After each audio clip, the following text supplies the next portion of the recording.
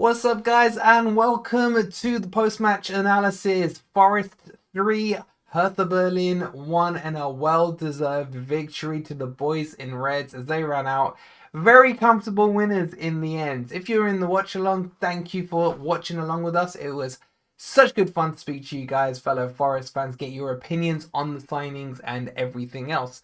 If not, don't forget, we do a watch along on every single Forest game. We get lovely graphics up on the screen. We have a virtual pitch where you can see a live or in real time what is happening in the match itself if you aren't able to watch it. And of course, we're talking all things Forest during the game as well. So make sure you're subscribed, like the channel, like the video, and let's get on with it, boys. Before we do some breaking news, it looks like Jesse Lingard is going to sign for Forest. They met with him in London today, and he will be set to go to Nottingham for a medical on Friday. They've agreed terms with him. It looks like West Ham can't match, one, what Forest can pay, and then secondly, the actual project that Forest offer is way more attractive than West Ham. We are building, boys, a Champions League squad. You heard it here first. But we're here to talk about Forest. We will do a transfer video for you tomorrow, updating you on all other stuff. But let's get into it and talk about this match tonight.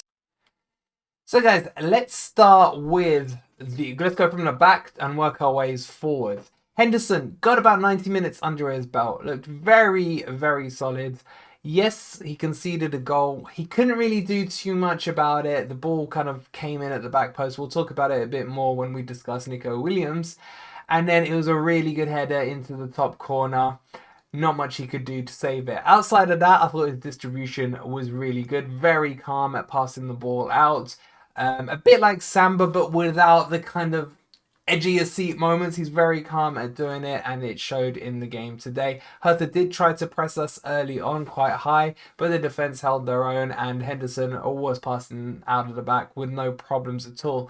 Overall, he wasn't really tested too much. Solid performance, so I'd give him a solid 7.5 out of 10. No problems there at all. Let's move on to the three centre-backs. Now, they lined up with Worrell on the right, Niakhatta in the middle, and McKenna on the left. Originally, I thought they would have put Niakhatta onto the left-hand side, even though I think he can play either position and play it exceptionally. Boys, I'm telling you now, we've got one hell of a signing here at one hell of a bargain price as well. He is going to be outstanding this season, in my opinion.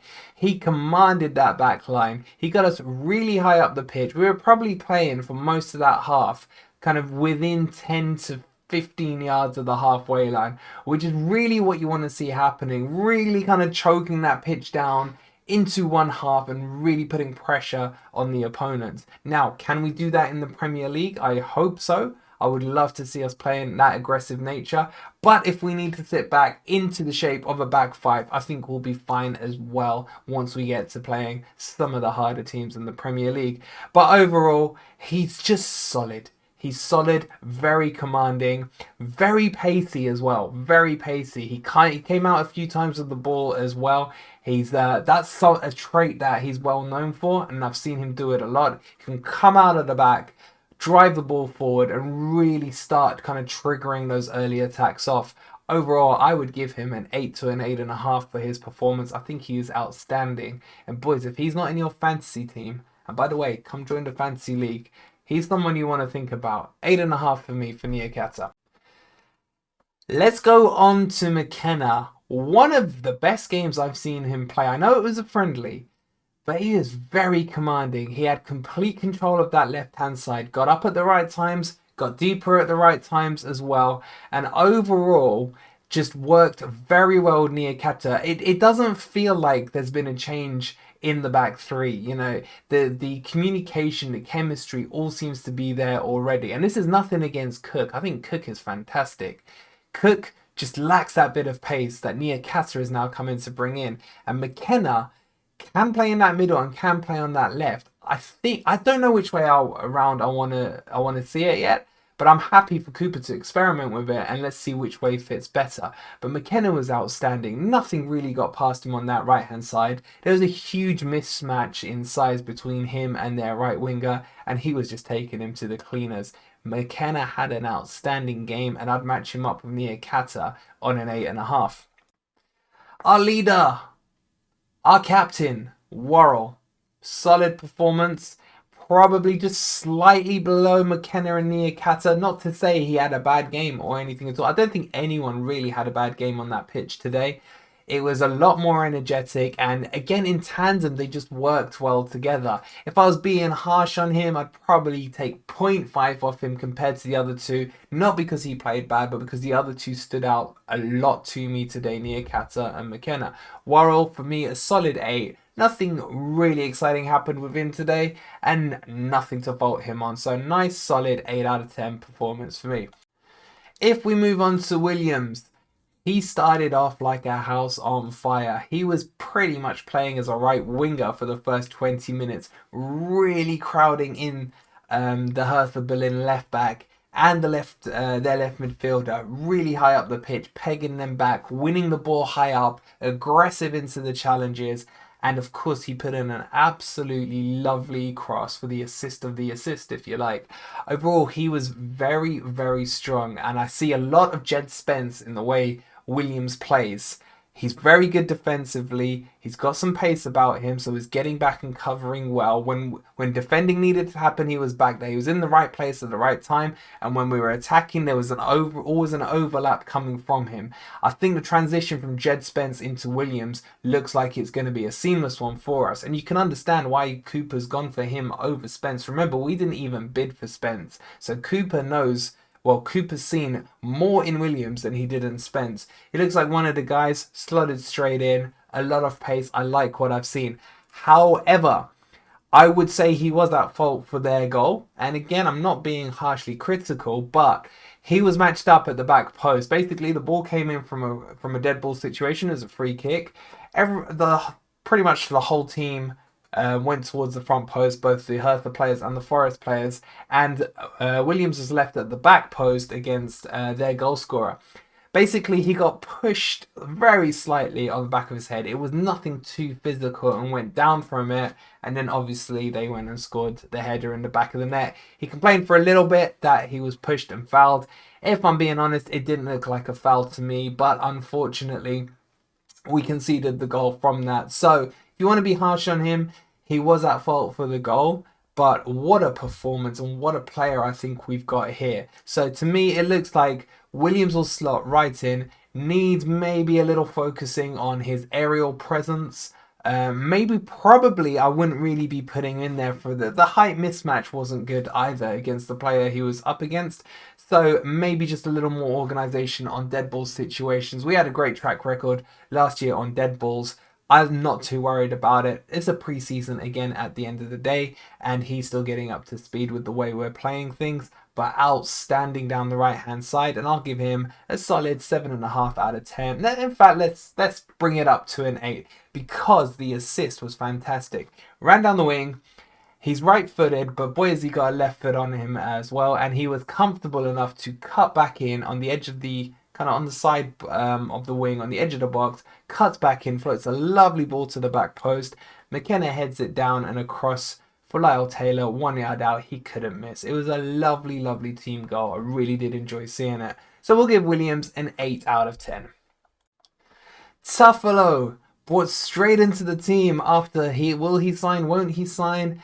In he came straight into the team. To be honest, there was a lot of rumours going about this Omar Richards situation. Has he broken his leg or hasn't he? He was named on the team sheet from the official Twitter account at Forest, as in he was named as a sub.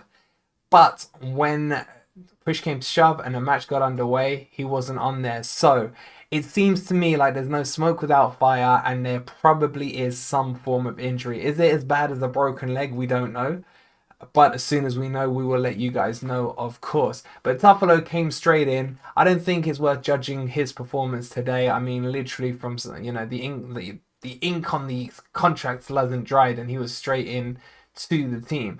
But what I will say is we were heavily attacking down the right-hand side. This has been my worry about this season coming, is that we're going to stay kind of magnetized towards that Spence Brennan side.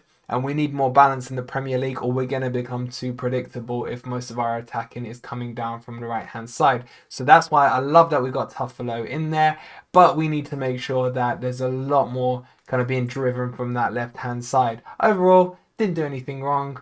Didn't light the world on fire yet, but I really like the signing. Really happy he's in there. I think he is going to be playing a lot of games with the talks of Omar being injured. But overall, let's give him a couple of weeks just to get his kind of feet under the desk, and we'll see how he goes. So overall, just a solid 7 out of 10 for Tuffalo. Into the midfield. We'll start with Cafu, who I thought had a great game. Real great game. You could tell he was enjoying his football. He was enjoying playing the match. He did one of the best La Croquetas I've seen in a while. Absolutely did the Hertha midfielder. La Croqueted him over to the left, went round him, put him on his ass, and on he went. He had a solid game. He was linking really, really well with Nico Williams, and he was just enjoying his football. He was doing the defensive yards when he needed to. He was getting forward when he needed to. It was just really well balanced. So it was really good to see. Overall, I'm gonna give him a 7.5. Real solid performance. Really enjoyed his football. It's always good to see someone playing with a smile on their face. Callback. Didn't really see too much of him on the pitch, nor did I see anything that made me kind of notice him playing.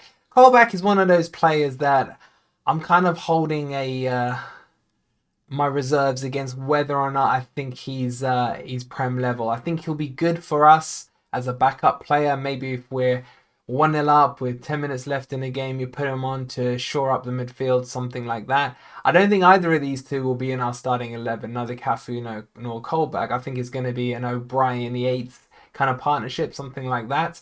But he didn't do anything wrong again, but I just didn't notice him. So I'll give him a 7 out of 10, just a kind of average, bog standard performance. Moving on to the front three, and let's start with our main man, Brennan Johnson. Brennan was kind of playing in that cam position in behind Uwani and Taylor. He didn't float out to the right as much as I would have liked him to. He's definitely in need of more match minutes, but remember, he's joined because of the international games and everything. He's been rested a lot longer than the others have, so he's definitely in need of match minutes. I don't think that's going to end up being his position. I'd much rather see him up front and pulling out to the right hand side. I think with the Lingard story coming in, Lingard may end up in that cam position, which frees up Johnson to go up front and then kind of float out to the right like we saw him do magnificently last season. So overall, solid performance for Johnson. The only thing that did worry me is he was on dead ball duties, so he was taking corners, which I just don't like to see. Seen it done with England with Kane a few years ago, I think in the Russia World Cup, and it just doesn't work. You want your best finishers in and around that box for the chances to come and for them to finish it. So maybe it was just a pre-season thing. Maybe once Lingard is in, he'll be taking the dead balls, etc. I think that'll probably be the case of it. But Johnson just needs a bit more time. Nothing to worry about. Looks good as ever. Made a few nice mazy runs, which was good to see. Overall, I'll give him a 7 out of 10. Lyle Taylor, Mr. Friendlies, Mr. playing the most game time in the friendlies, Mr. scoring goals. Scored, I could have put the first one in after it was put on a plate between Williams and McKenna. He was 1 yard out, finished it well. The second goal was an absolute calamity from their keeper, who went to pick it up with his hand, rolled over, knocked it out of his hand, out to the edge, to the right-hand side of the box. And to be fair to Lyle, he kind of curled the shot in from about, what you'd say is about 18, 20 yards out on the right hand side into the empty net. It was a clean finish, but yeah, a calamity from the goalkeeper. Overall, his performance was really good. I thought he worked very hard, always looking for the ball, looking for some nice 1-2s as well, trying to link up with Nico Williams as well as Johnson. So overall, he's actually been okay during the preseason. 2 goals to his name for tonight, so looking very good. I'd give him an 8 out of 10 for the performance tonight. And finally, in terms of the starting 11, and the one we are all interested in, obviously, is Uwani One, he started off really well. He is looking like one hell of a ball holder upper, if that's such a phrase. Playing his back to goal. It just there's no defender can come around him to get the ball off him. He's absolutely rock solid, and he did that a lot. What he was doing more of though was holding the ball up and then laying it off. What I want to see him do is hold the ball up, spin the defender, and go on and run. A bit like Keenan Davis would do. If a lot of people in the chat were asking me what kind of player he is, he's a similar player to Keenan Davis. He can kind of outmuscle the defenders, hold the ball up, bring people into play, but he can also grab that ball, spin and run with it. I've seen him do it a lot. I think he's just lacking in a little bit of confidence right now in terms of maybe he's just a bit overwhelmed, probably be a better phrase, just getting used to the players around him, being back in England, obviously learning the systems, etc. He didn't really have a shot of goal that kind of stands out in my mind, but his work rate was very, very good. I think I want to see him coming a bit less deep. And if he is going to come deep, I want to see him lay the ball back off to the midfield, spin round and run in behind, or get the ball, turn around and run with the ball. He can do either one of those things. But really, he was coming in, kind of holding the play up, laying the ball off, and then looking for a shorter pass back to himself. Like I said, didn't really have a significant shot on goal. I am not worried about him at all. This is pre-season. Pre-season means nothing. I've seen teams go out and win every game pre-season and then end up having the worst season of their life. I've seen players having terrible pre-seasons. I've seen players having great pre-seasons and then doing nothing during the league. For me, what I said to the boys on the stream is that he's just waiting for the next match, which is against his former club, Union Berlin. He's going to score that first goal. The two fingers are going to go up, point to the sky, respectfully, of course, against his old club. And that will be the last we hear of it because he's just going to score goal after goal after goal this season. So I'm really looking forward to seeing him in a proper competitive match. Overall, I'll give him a 6 out of 10. Nothing great, nothing bad with him. Just needs more game time to get used to everything.